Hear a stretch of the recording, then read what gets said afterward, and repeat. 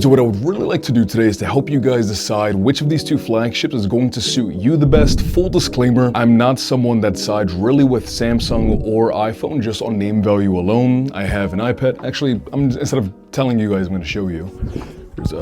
I own an iPad Pro. I own two MacBook Pros. Here's this one and then my new M4 MacBook Pro right over there. I also have my Galaxy Fold, which when I'm not reviewing other phones, this is the one that I honestly have been gravitating more towards on a day-to-day basis for a lot of different reasons. But all that really just to let you guys know that I'm not locked into any one thing. I haven't sold out to any one brand just on like brand loyalty. If it works for me on a day-to-day basis, it works for me. It's really how that tech is more practically and realistically useful for you on a day-to-day basis. So I'm going to be running you guys through all the ins and outs, the ups and downs, the diagonals, and the inversions of the iPhone 16 Pro Max versus the Galaxy S25 Ultra. All of my time using both of these devices, the ways that they have been helpful for me on a day-to-day basis, and the ways that they might for you. So if you guys are new here, my name is Dave, and this is where tech meets lifestyle. And go birds. Mi amor. Yeah. Can you please hold these two? And tell me which one you think is more comfortable in the hand, and which one do you think is like heavier? This is heavier.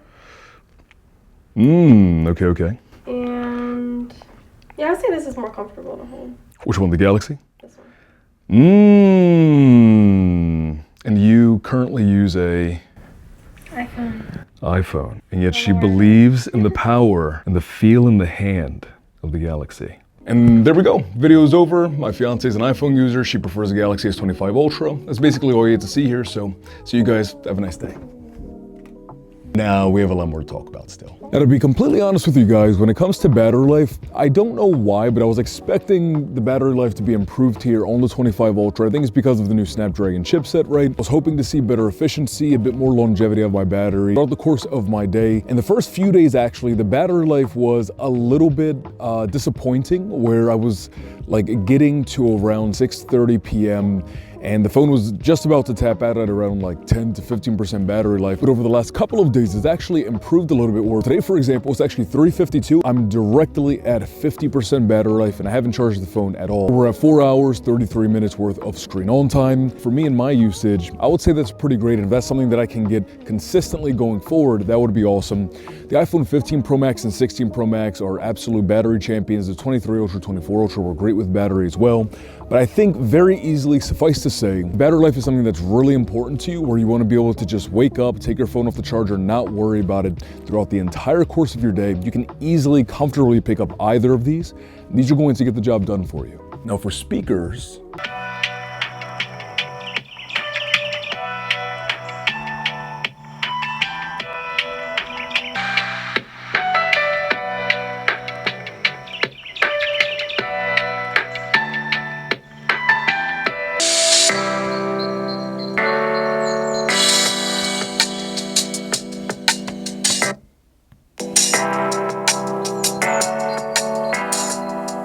the big draws for a lot of consumer tech over the last couple of years has really been that push on AI. And what I can say is that Apple Intelligence has certainly grown over the last year and some change, right? Adding the circle to search function that you're getting here on Pixel devices, Galaxy devices. The transcribe and summarize features work well here on the Apple side of things as well. But as a whole and cohesively on a day-to-day basis, what I found is that for the most part, Galaxy AI and Apple Intelligence are relatively on par. But also when you throw in Gemini as well, the gap really just extends a pretty significant amount. So I'm just gonna give you guys an example here. Can you tell me what kinds of exercises and foods are going to be the most helpful for me as someone who is an athlete, plays football, and looking to increase not only my stamina, but also my quick twitch muscle output? This is for informational purposes only. For medical advice or diagnosis, consult a professional. For an athlete who plays football and is looking to increase stamina and quick twitch muscle output, here are some exercises that can be helpful. Stamina, long distance running. This can help improve cardiovascular endurance. I'm gonna give you guys a quick another example. Find 5 halal restaurants near me. That's not even close. It found me 3 different Five Guys, which is not even close to what I was asking it. Here we go over here, I'm going to do the same thing. Find me 5 halal restaurants near me. Here are 5 halal restaurants near you. Pepsi's Mediterranean Grill Cherry Hill at 1650 Kings Highway North. There you go. Cherry Hill Township, New Jersey, 08034, USA. But as you can see, that really just sort of goes on and on and on, where Gemini is able to give me more contextually informed information, where the Apple Intelligence didn't even pick up properly what it is that I was saying, right? And realistically, right, I didn't ask the question in a very linear way, but I think that's kind of the point where you don't have to talk in a robotic way for your Galaxy device to understand what it is that you're needing it to do for you. It'll just pick up what you're saying and it'll just do it. It is currently 2:09 a.m. Trying to get this video up on Saturday before the Super Bowl so you guys can actually watch it. So basically, if you're liking the video, find it helpful. I'm trying to hit 50,000 subscribers, so subscribe if you want to see more reviews like this. And if you're looking for some accessories for your Galaxy S25 Ultra, ASR has their Halo Lock Classic Hybrid case that is sleek, slim, and highly protective alongside their MagSafe card charger with Qi 2 and Cryo Boost. This is a 15-watt MagSafe card charger that'll fully charge your Galaxy S25 Ultra while you're using GPS, sifting through Spotify, answering texts, or maybe watching a video or an Instagram reel that can charge your 25 Ultra to 30% in just 40 minutes, which is 70% faster than other cheap 2 chargers. The phone just magnetically attaches to the car mount. This ASR car charger also has Cryo Boost cooling, which keeps your phone cool for faster charging. This uses a built-in fan for the car charger mount, which reduces your phone's temperature while charging, helping to extend the lifespan of your phone's battery. And you'll know that this is working because the blue light indicates that the Cryo Boost cooling system is activated to keep your phone cooler. It also has a stronger magnetic grip equipped with 18 powerful N52 magnets for a solid 1600 G's worth of grip. If you guys are looking for protection or fast wireless car charging, I'll have links in the description down below for you so you can upgrade your 25 Ultra. Now, when we're talking about the screens, man, I can say just like flat out, hands down, really no questions, the screen on the Galaxy S25 Ultra is just better than over here on the iPhone 16 Pro Max. Clarity and color reproduction that you're getting out of this 25 Ultra screen is amazing. This is incredible for watching all kinds of multimedia. And then that on top of the anti-glare display that you're getting here makes a massive difference on a day-to-day basis every single time that I'm outside. Like honestly, even just looking at them right now, it's a clear sky day, there are no clouds. I'm getting them here and over here on the S25 Ultra. I'm just seeing the display, and of course there are going to be some glare spots, but it's a significant difference than over here on the 16 Pro Max. Now, there was a really big deal being made on Twitter a little bit ago about the S25 Ultra having an 8-bit screen versus the 16 Pro Max and some other devices having 10-bit displays. I can tell you for like 99% of consumers on a day-to-day basis that are just looking to buy a phone, you're not going to notice any tangible difference. It's really weird when you consider that Samsung supplies the displays for Apple and their phones. Really strange. It absolutely should have 10-bit, don't get me wrong, right? Especially considering you can shoot log on this now, and not having a 10-bit display to properly view the log footage is definitely a weird conundrum, but for 99% of you guys watching right now, it's not gonna be a problem. You're not even gonna notice.